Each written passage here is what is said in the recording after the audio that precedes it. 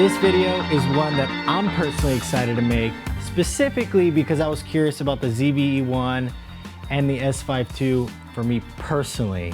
I'm actually filming on both of them right now, as you can see in the back, and I have this interesting little lighting setup in my living room. But the reason why I was interested about the ZV-E1, even though I'm like head over heels with the S5 II, the image is incredible, all the different tools, ibis, everything is good, is because of the autofocus. It was just getting on my nerves. I was having a little bit of issues. I actually made a whole video about it, about a couple jobs that it completely missed on. But I was willing to stick with Lumix because I just love the image. Curiosity got the best of me though, and I ended up picking up a ZV-E1 specifically to test side by side. I wanted to see all the features. I know it's missing a lot of the things that the S5 II has, but the ZV-E1 impressed me in many different ways. And Sony's crunchy digital image, I actually think I might have a workaround for it that I'm gonna talk about later in the video. So I'm not gonna waste any more of your time. This is what you're gonna get in this video. We're gonna talk about its image quality, which is one of the biggest discrepancies between these two cameras, in my opinion. We're gonna talk about its dynamic range, which is related to its image quality. We're gonna talk about each camera's usability, which are its features, whether it's ibis, menu systems, all of those things that make it easier to use. Because again, I was impressed with the ZV-E1. It had a couple features that I wasn't expecting to really enjoy. And lastly, we're gonna talk about their value. So I'm gonna go over dollar per dollar which camera I believe is the better buy, which is kind of difficult because each camera has its purpose. They're really similar, but if you want certain features, I would say go with the Lumix. And if you want other features, I wouldn't even think about the Lumix and I would just go with the ZV-E1. So let's get right into it and talk about their image quality. So here with the ZV-E1 and the S5 II, I like using this living room scenario because there's tons of shadows. As you can see right in that direction, things fade into the shadows, and obviously with the window over there, tons of highlights. For me, it's a good representation of dynamic range, how the gamma curve of each camera looks like straight out of camera with the conversion LUT. And yeah, so I'll leave this up. I'll make a couple notes.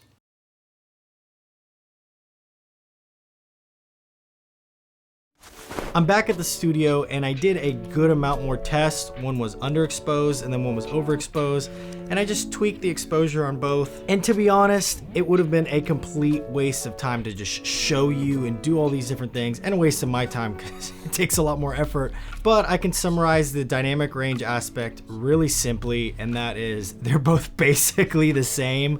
Sony has a little less information in the shadows and more information in the highlights, and the Lumix S5 II has a little more information in the shadows and less in the highlights. But to be honest, I think that's just the way each sensor exposes for an image.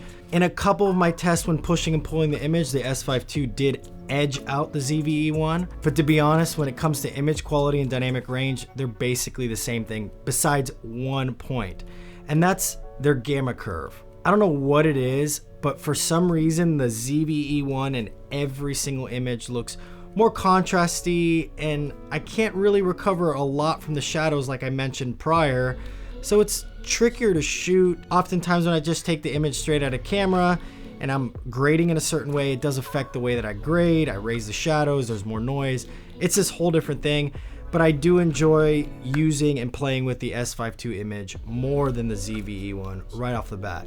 But I was actually surprised in a good way that the ZV-E1 did hold up to the S5 II, because in my opinion, the S5 II has the best image coming out of a mirrorless camera that has decent autofocus. I'll briefly touch on color because I really don't think it matters too much. You can make each one of these cameras look basically the same, especially if you have phantom LUTs, then it's like a breeze to get good colors and tweak them after the fact. But if you're not using phantom LUTs, the ZV-E1 does have a slightly greener skin tone in the image. The Lumix S5 II has more neutral colors right out the gate.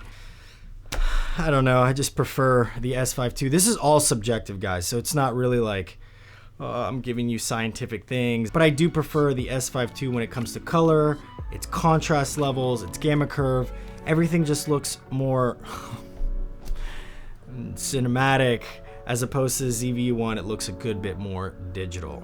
I know I didn't get too intense when it comes to the science behind these kinds of things, but I hope the B-roll, all the images, everything shot with the ZV-E1 and the S5 II really help when it comes to making your buying decision. And now for what I'm gonna spend the most amount of time on in this video, and that's because that's where these two cameras differ the most, their features and usability. We'll start with what's on the outside, and that's the buttons, the hardware, everything that's customizable, the ease of use in that way. And that easily goes to the S5 II. The ZV-E1 hardly has any buttons. The S5 II just has more customizable options that make it easier for professional use. Yes, the ZV-E1 is considered a vlogging camera, but that couldn't be farther from the truth when it comes to the hardware that's inside of the camera and what it can do. It's not a vlogging camera, it's not even close. The reason why I'm even making this comparison is because it cost $2,200 as opposed to $2,000 with the Lumix S5 II. But that's such a close price bracket and it packs so much that I was even tempted to get it in the first place. The one caveat with the ZV-E1, even though it does have less buttons than the S5 II, is it has this really interesting touch menu and everything about the screen is touchable. So all the settings, everything, it makes it super easy to change your settings on the fly if you did want to touch the screen, which you can't really do on the S5 II. So it kind of makes up for it, but me personally, I prefer physical buttons. Although the ZV-E1 was really easy to use in this way, which was surprising. I thought it was going to be more difficult since it did have less buttons. But the touchscreen does work really well and better than the S5 II. And it reminds me of early Canon cameras where you could change every setting on screen. Oh, Canon.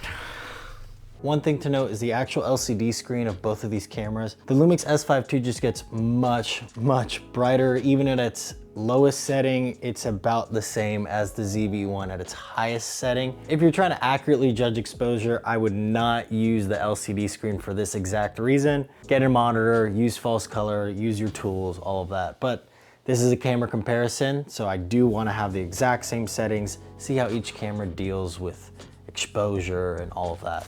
Now let's veer more towards the more important and drastically different things, which is the IBIS. The ZV-E1 does have this really cool, interesting, I don't know what it is, kind of IBIS, but it's basically a gimbal. The one caveat is that it crops in 1.3 times, which is a little annoying. The S5 II just has a much more powerful IBIS, and it does have image stabilization that you could use as well. You'll see examples on the screen throughout this whole talking head, and you can make your own conclusion. But me personally, I do prefer having a more powerful IBIS right out the gate without having to crop 1.3 times like the ZV-E1.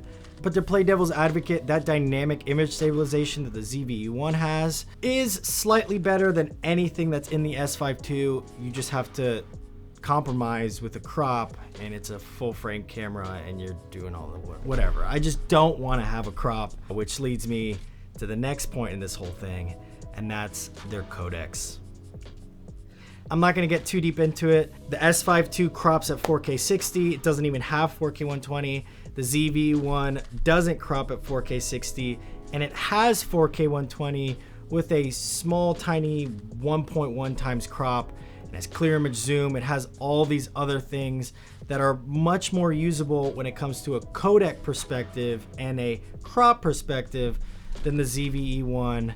And that is slightly unfortunate, but that's a clear win for the ZV-E1. And it's actually a reason that I was curious about the camera, and they cost basically the same price. If you're getting the X, they are the same price. I'm gonna keep going back and forth between these two cameras because it's a really hard decision to make, because the S5 II has OpenGate and the ZV-E1 doesn't. People may think, oh, OpenGate's overhyped. It was never overhyped until a couple cameras had it and every influencer started talking about it. But it is better for repurposing content for social media and for shooting anamorphic content, which is something I'm super passionate about. So the ZV-E1 clearly falls short in this aspect, and that's because of the OpenGate recording, which is really, really useful. I'm not gonna get too into the weeds regarding codecs and all of those different things because, to be honest, it's not something I care too much about. I don't really care about ProRes, all eye recording, all those different things, unless I'm getting a visual serious benefit, not just a post-production benefit. So I'm gonna skip over all of that and get straight to the main reason why I even bought the ZV-E1 to compare it to the S5 II, and that is its autofocus. It's incredible. It's so good. It's actually so good, and I guarantee you if I stack those two clips together, the S5 II misfocus at some. So the S5 II actually died in the middle of that. Back to the autofocus.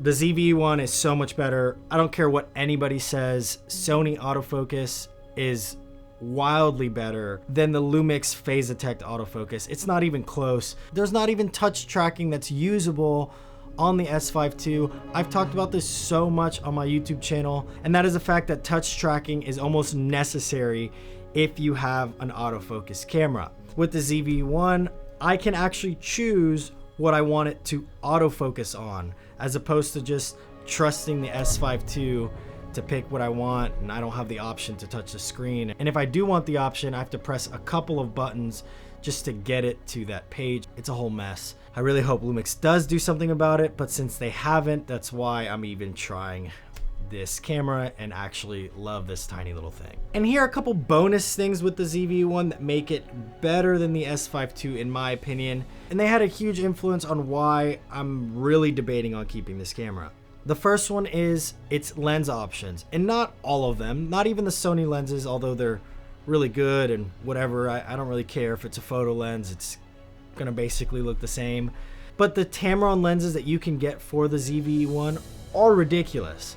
I used to own the 35-150. It's an f2 to f2.8, and I have it now that my shooting style has changed, and I don't want to get rid of this lens. I would keep this camera just to use this specific lens, and there's a good amount more lenses that aren't compatible with Lumix whatsoever. Having the extra lens options is more useful than you'd think, and you do not get that with the Lumix camera. Another benefit of Sony cameras in general are its compatible accessories. Specifically this port keys monitor that they just came out with. It's the LH7P. They didn't send this to me, I bought it on my own. And I can control all the features from this camera monitor. They revamped the whole menu system so it's actually good and usable. I hated port keys prior. And I could use touch tracking on the screen. So I have a lightweight 7-inch monitor that I can tap to focus, which Lumix doesn't even have, right on the camera, which is incredibly useful. And it's another bonus feature I didn't even think about when I was using the ZV-E1 or when I bought it to do these tests. So there are a few things I almost forgot while I was editing the videos, so I'm just gonna rapid fire them. The ZV-E1 has better rolling shutter. It's really close to a global shutter. I think it's like 8 milliseconds, so it's really good for fast motion. The S5 II, pretty bad rolling shutter. The ZV-E1, ironically enough, because Sony menus used to suck, has much better menus than the Panasonic. I'm still getting used to it, and I've used Panasonic for over a year now. The S5 II has HDMI lag, but it has a full-size HDMI, and the ZV-E1 has a micro HDMI, which is pretty bad, but I use a cage on it, so I have the lock, and it doesn't really matter. But if I didn't want to use the cage, it would matter. But anyways, let's get back to the video. I just had to rapid fire all those before I ended it.